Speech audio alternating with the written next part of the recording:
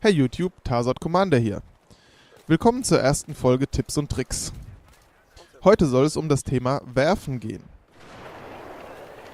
Ich kann mal kurz deklarieren, gucken, ob ich da ein bisschen aufräumen kann. Nice, das war doch eine Granate, oder? Nee, es war ein... Warte, was? Multikill, jawohl! Ich habe einen Multikill geschafft. Sehr geil. Tatsächlich ist das nämlich das Thema, das mich überhaupt erst auf die Idee gebracht hat, meinen Channel zu erstellen. Weil ich festgestellt habe, dass ich nach etwa 250 Spielstunden damals nicht wusste, wie man Medipacks oder Waffenkisten weit werfen kann. Mein Bruder hat mir das dann beigebracht und im Zuge dessen haben wir festgestellt, dass er, der ebenso viele Spielstunden hatte, nicht wusste, dass man mit der linken Maustaste Granaten wurfbereit festhalten kann, auch wenn man sie mit G herausgeholt hat. Das hat mir nochmal eindrücklich vor Augen geführt, dass Battlefield ein sehr komplexes Spiel ist, dessen viele Tricks und Kniffe selbst erfahrene Spieler nicht unbedingt von selbst lernen. Kommen wir also zum Werfen und beginnen mit Granaten. Sicherlich kennt es jeder von euch, dass man durch Drücken der Taste G eine Granate werfen kann, ohne sie vorher über die Zahlentaste oder das Mausrad auszuwählen. Das ist das, was ihr hier gerade im Hintergrund seht. Man kann die Granate aber auch dann noch festhalten, um besser zu zielen und weiter zu werfen. Das funktioniert, indem man unmittelbar nachdem man G gedrückt hat, die linke Maustaste drückt und hält, bis man die Granate werfen will. Was ist nun der praktische Nutzen davon? Man kann es hier sehen, man kann, wenn man in einen Gang hinein zum Beispiel eine Granate werfen will, diese schon vorher in die Hand nehmen, um die Ecke gucken, sofort werfen und sich wieder zurückziehen. Drückt man nur G ohne Zuhilfenahme der linken Maustaste, muss man sehr grob schätzen, wann die Granate tatsächlich losgeworfen wird und dementsprechend besteht immer die Gefahr, dass man sie entweder noch vor sich an die Wand feuert, bevor man einen freien Blick in den Gang hat, oder dass man zu lange exponiert ist und in der Folge erschossen wird.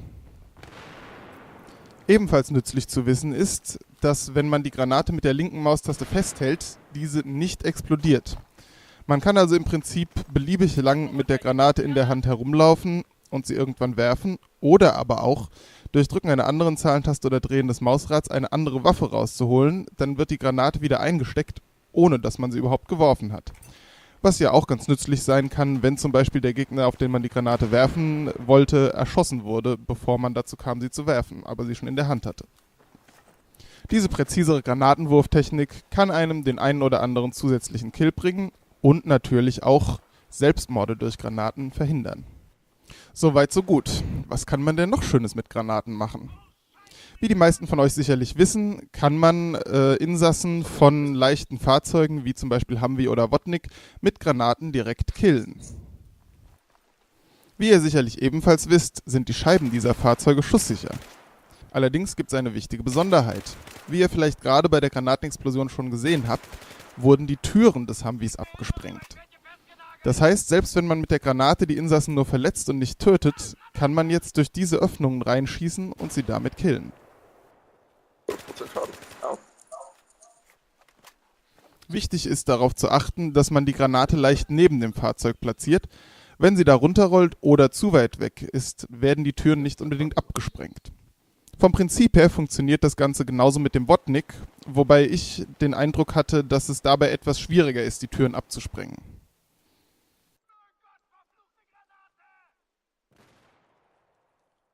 Das hat mich verletzt. Nach einigen Versuchen habe ich es aber doch geschafft und kann euch noch den wichtigen Fakt mitgeben, dass der Bordschütze im Wodnik hinter der Hecktür sitzt. Au. So viel aber zu Granaten, kommen wir jetzt zu anderen Sachen, die man werfen kann, namentlich Medipacks und Munitionskisten. Der normale Wurf, wenn man einfach die Taste 3 drückt, ist der relativ lasch, man stellt sie mehr oder weniger vor sich auf den Boden. Wie ihr hier seht, gibt es aber einen Trick, wie man sie weiterwerfen kann. Wie es gemacht wird, ist eigentlich ganz einfach. Und zwar drückt man die Taste 3 und unmittelbar danach die Leertaste. Im Sprung wird dann die Munitionskiste bzw. das Medipack, wie ihr seht, schön weit geworfen. Hier seht ihr das Ganze nochmal mit einem Medipack und natürlich will ich euch auch den Nutzen von dieser Technik nicht vorenthalten. So kann man beispielsweise, wie hier zu sehen, das Medipack direkt an einen Punkt platzieren, wo man sich hinsetzen möchte und wo man befürchtet, getroffen zu werden. Oder man kann zum Beispiel einem Kameraden, der irgendwo in Deckung sitzt, eine Munitionskiste oder ein Medipack hinwerfen, ohne dass man sich selbst dem Feindfeuer aussetzen müsste. Das ist auf Maps wie hier auf Epicenter oder auch auf Metro oder Bazaar sehr nützlich, da es hier und dort viele schmale Gassen gibt, die die Feinde herunterschießen, wo man eben einen sehr engen Winkel des Beschusses hat, aber dieser dafür sehr konzentriert ist. Dazu habe ich nochmal ein ganz konkretes Beispiel für euch. Ich sitze hier in dieser kleinen Deckung und möchte gerne auf die andere Straßenseite, allerdings schießt ein MG die Straße runter. Was also tun? Hier habe ich das Medipack ganz normal durch Druck auf die Taste 3 geworfen, ohne zu springen. Und jetzt sitze ich in der Deckung, habe aber nur noch 38% übrig und kann kein neues Medipack werfen, weil der Cooldown noch nicht vorbei ist. Damit bin ich jetzt natürlich in einer ziemlich blöden Situation. Es könnten jederzeit Gegner von rechts reingestürmt kommen, könnten links durch die Scheiben kommen und ich bin verletzt und kann mich nicht heilen. Wie ihr gesehen habt, dauert es eine gefühlte Ewigkeit, bis man ein neues Medipack werfen kann. Ich habe die Zeit mal gestoppt und es sind etwa 6 Sekunden.